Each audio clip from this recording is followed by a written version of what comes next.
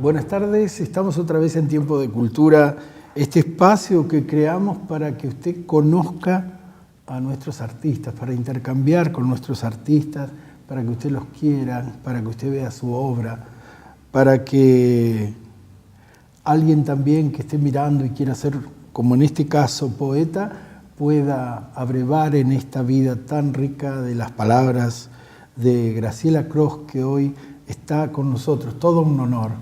Hola. Muchas gracias. Buenas tardes, Graciela. Buenas tardes, encantada. Gracias por la invitación. No, al contrario. Por fin puedo conocerla personalmente. Siempre me quedé extasiado ante su poesía. Gracias. Y dije, bueno, alguna vez tenemos que hablar de Graciela Cros. Me gustaría conocerla y todo. Yo siempre digo algo que no le miento. Yo siempre digo, para mí el otoño son las palabras de Graciela. Eso siempre para mí fueron. Me conmueve mucho. Porque leí, no recuerdo exactamente qué poema, pero dije, algo bellísimo, esto es el otoño en Bariloche, ¿no? Te agradezco. ¿Qué es vivir en Bariloche, Graciela? ¿Siempre viviste acá? No, yo vine de Buenos Aires cuando era muy joven y cuando no era común que las chicas se fueran de la casa de sus papás a la Patagonia. Yo tenía un novio y un sueño romántico que era vivir en el bosque, escribir, mirando caer la nieve detrás de la ventana. Y entonces vine detrás de ese sueño. Vine 2 veces antes como turista a pasear, a conocer, y me impactó, como ocurre con todas las personas que vienen, esta naturaleza tan majestuosa, tan desafiante, porque cuesta llegar a ella. La montaña es de gran impacto, pero de difícil acceso, digamos. Y ese aspecto de desafío que tenía, a mí me atrajo muchísimo. Qué bueno. ¿Y cuál es tu forma de percibir la realidad? Viste que se habla, bueno, un artista guarda una manera de percibir con sus sentidos que luego transmite a su arte, a las palabras, a la música, a la plástica. ¿Cómo es tu percibirte? Quiero saber ese secreto de cómo mirás la realidad. Yo la miro como puedo y sin racionalizar mucho respecto a cómo la miro.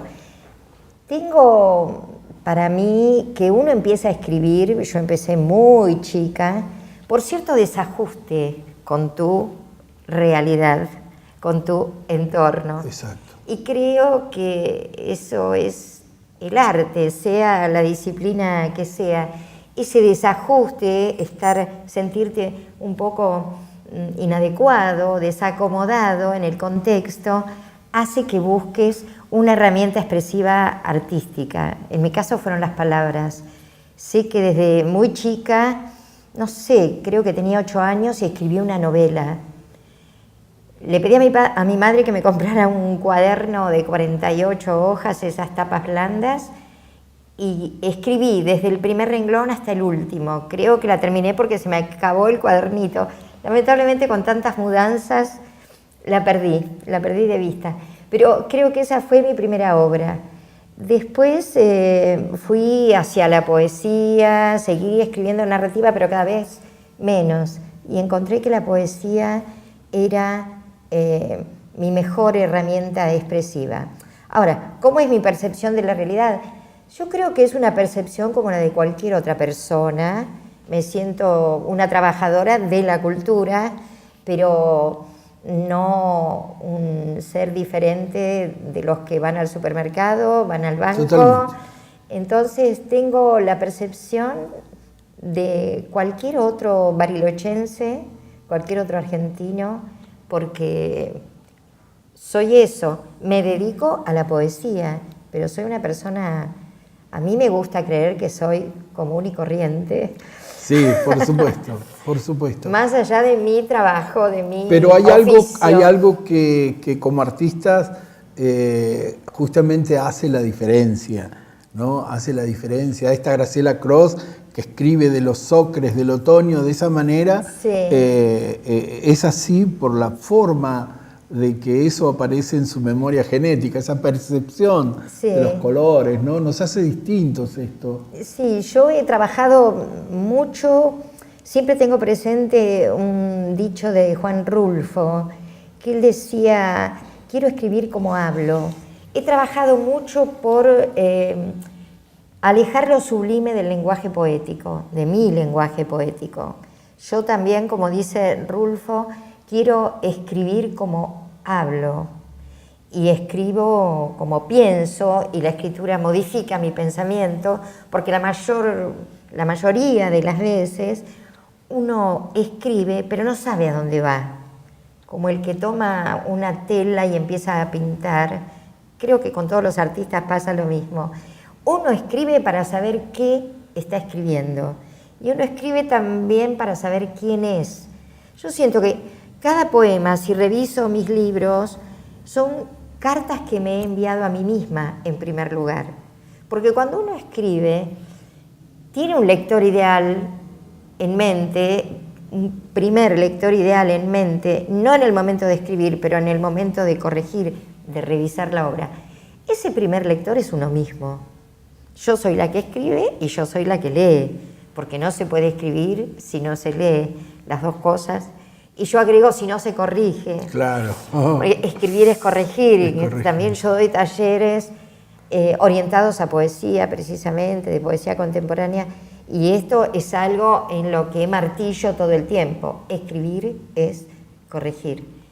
Y entonces he buscado incorporar lo diario, lo cotidiano, lo verdadero de mi vida al lenguaje poético, de manera que el lenguaje poético no sea aquel lenguaje dariano que en su momento fue realmente extraordinario y sigue siendo uno de los troncos de nuestra poesía, Rubén Darío, pero ahora el achique que hay entre lo sublime y lo bajo es notable, y yo en mi poesía he trabajado y trabajo mucho con eso.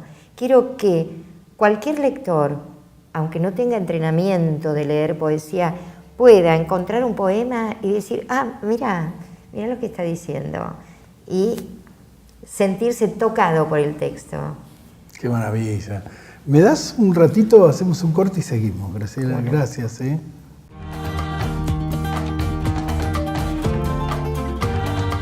Seguimos con Graciela Cross. Estoy fascinado escuchando todo lo que me dice. Graciela, hablaste de tu mamá. ¿Tu mamá también fue el angelito que te llevó a las palabras? ¿Te ayudó? Yo creo que mi mamá me llevó a lo artístico. Mi madre escuchaba música todo el día. Escuchaba tangos, valses, algo de jazz en esa época, foxtrots, y me llevó también al cine, al teatro, a la actuación, no porque ella estuviera en el medio, sino porque adoraba todo lo que fuera arte escénico.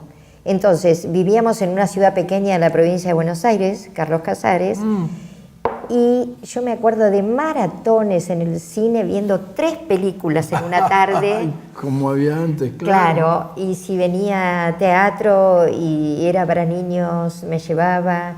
Entonces, yo pensaba hace un rato, bueno, si en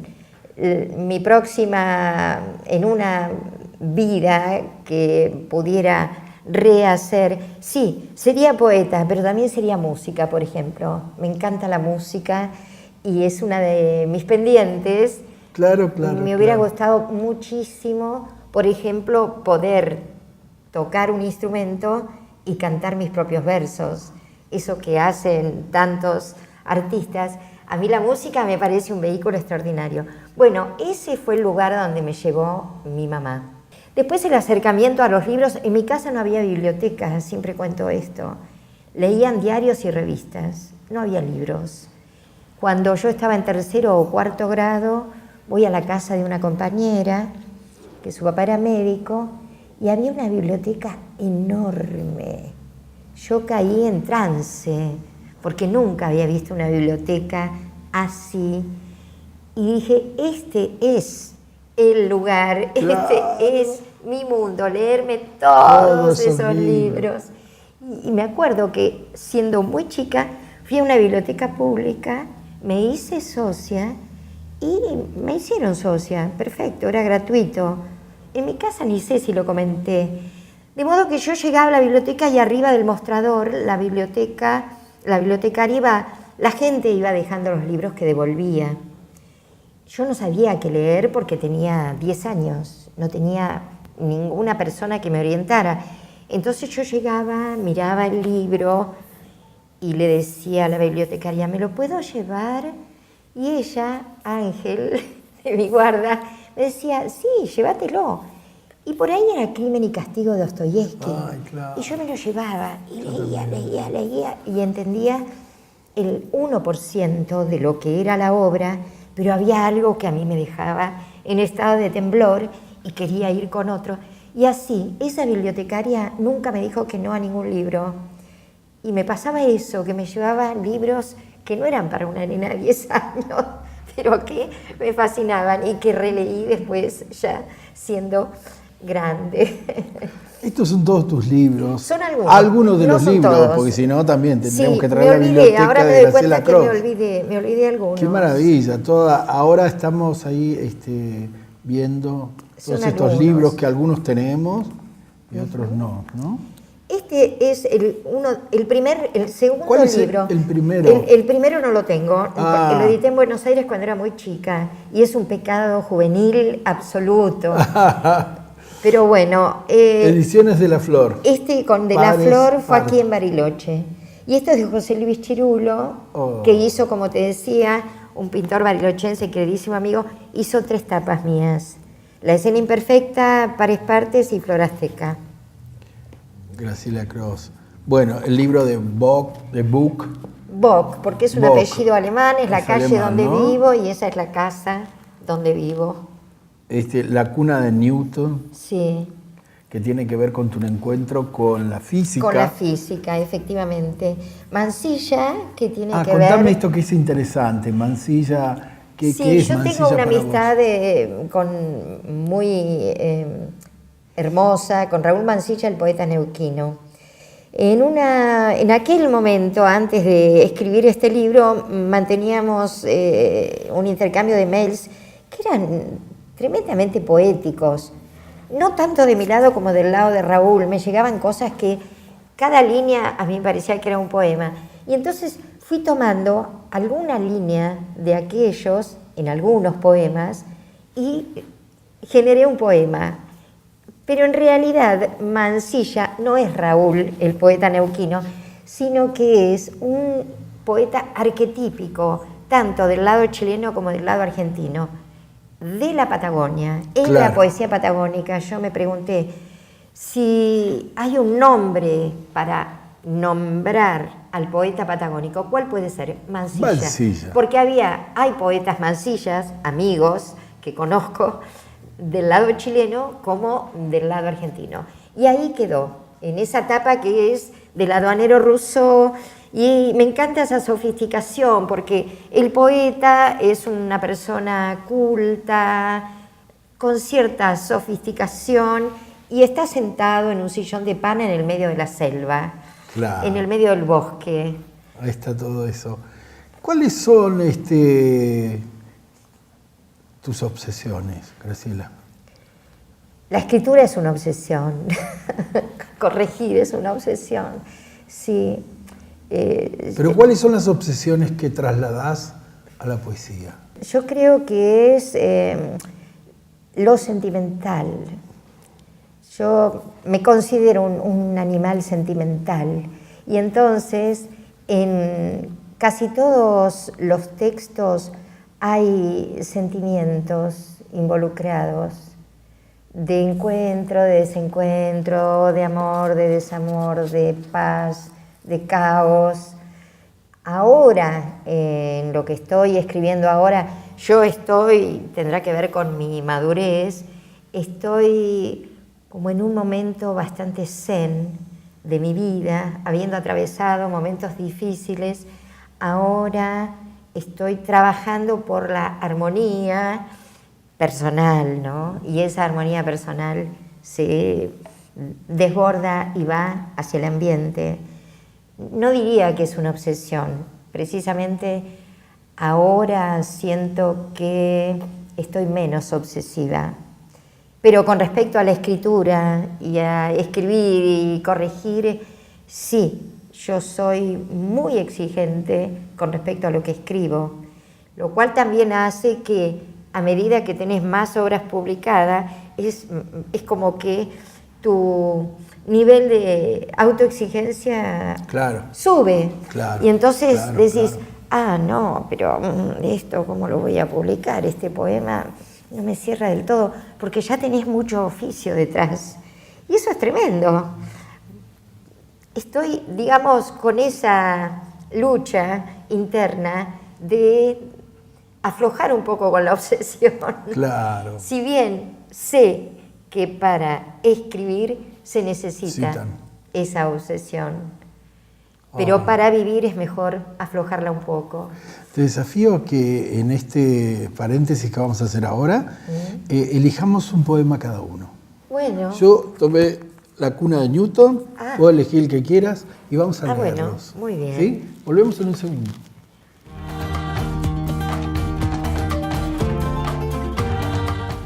Volvemos a Tiempo de Cultura, estamos con la poeta Graciela Cross, un lujo. Y le pedí que eligiera un poema. Yo ya elegí uno. ¡Ay, qué emoción! Me da mucha emoción que lo leas. A ver, dice, Censo canino, es de La cuna de Newton. Un hombre toca el timbre, al salir me pregunta si tengo perro. Le digo que no. ¿Y la cuchita? Señala apuntando con el mentón. Es empleado municipal y tiene el aire triunfal de haber descubierto una falta. Se me murió, le digo. Guardo la cucha de recuerdo. La mención de la muerte lo trastorna y me pide disculpas. Lo veo alejarse y pienso en mi padre, en lo de él que no guardo. La cuna de Newton. Gracias. Qué lindo que es este libro, qué lindo muy que son emocionante escuchar el poema leído por vos. ¿Y vos Muchas qué me gracias. elegiste, a ver, para leer? Yo elegí de Mansilla, este nombre arquetípico del poeta patagónico. El poema se llama así, Mansilla. Dice labios y las mujeres nos soltamos el pelo. Lo esponjamos con las manos o lo sacudimos girando la cabeza a un lado y otro con movimientos rápidos. Dice ojos verdes y hay un desmayo momentáneo, generalizado. Sin previo aviso, todos perdemos la noción. Dice ojos rojos y los hombres experimentan un peso lapidario en el centro del pecho, mientras las mujeres ejercemos la superstición y el rezo. Dice coartada, rehén, y todos nos tambaleamos un poco, perdemos el equilibrio, nos aferramos al pasado, a barandas y respaldos de sillas. Dice sur, Araucaria, Barda, Canal, Neuquén, Roma, Los Ángeles, Gramilla, padres, dentaduras, perros, mesa del escándalo, campos del Señor. Y los terapeutas no dan abasto, ponen el cartel de no hay más turnos, las ojeras les tapan la cara y sueñan con playas remotas. Es que el poeta habla del nudo que nos ata y no se ve, y todos lo sabemos. Mansilla dice domingo, y la melancolía se derrama sonámbula como petróleo en el mar. El Titanic vuelve a hundirse y con él nos vamos todos a pique. Comprobamos que las profundidades marinas son cosa de temer. Hay oscuridad, desolación y frío. Pensamos, ¿quién vendrá a rescatarnos de esta caída fatal? ¿Vendrá Mansilla? ¿Vendrá la poesía? Mansilla dice estepa, y las mujeres giramos como autómatas hasta quedar de espaldas a la montaña. Achicando los ojos buscamos la línea del horizonte, pero está perdido. Y aunque nos parezca tonto y sentimental, comenzamos a caminar para encontrarlo. No es cataclismo, ni profecía, no es devoción ni desmadre de la naturaleza. Mansilla es poeta, y como todos los poetas, ignora su poder. ¡Ay, qué hermoso! ¡Qué hermosura! Gracias. Gracias, Graciela, gracias. Gracias a vos, muchas gracias por la invitación. Yo quería despedirme, que nos cuentes un poquito esto que alguna vez arrojaste en un congreso o en un encuentro de escritores y que se ha convertido en lo que hoy llamás la senda del Coirón. Sí. Contame un poquito de eso. Originalmente que es muy interesante. se llamó la ley del Coirón y fue algo que se me ocurrió lo incluí en una charla que di en un encuentro de escritores patagónicos en Puerto Madryn. Compartí la mesa con Iván Carrasco, un académico chileno, creo que de Valdivia o de Osorno, de la universidad.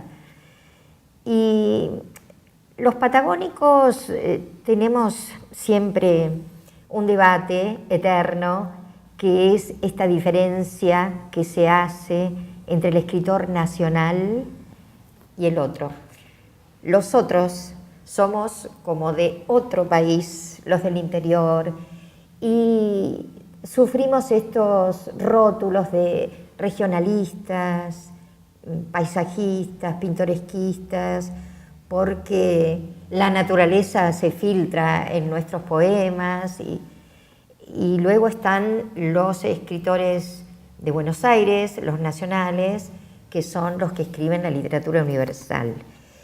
En contra de esa situación, a mí se me ocurrió que teníamos que derogar, vetar por completo, una supuesta ley del Coirón, que no existe, pero que yo, con mi febril imaginación, pergeñé. La ley del Coirón es aquella que dice que yo puedo ser una escritora patagónica sin que aparezca un neneo o un coirón en mi poema. Yo puedo escribir Cordelia en Guatemala y soy patagónica. Por eso, pero ¿está tan mal?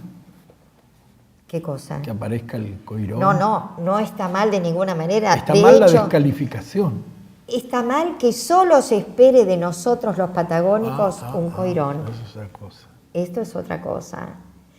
Me acuerdo que cuando lo dije en la charla, hubo así un movimiento en la audiencia y un grupo de poetas jóvenes armó, pero ahí en el momento, un blog que se llamaba La Ley del Coirón, porque en mayor o menor medida los que trabajamos, los artistas, vos lo sabés muy bien, en el interior, el llamado interior del país, estamos aparentemente más sujetos a sufrir estos rótulos que alguien que está donde está la concentración del poder cultural, económico, etc. Sí.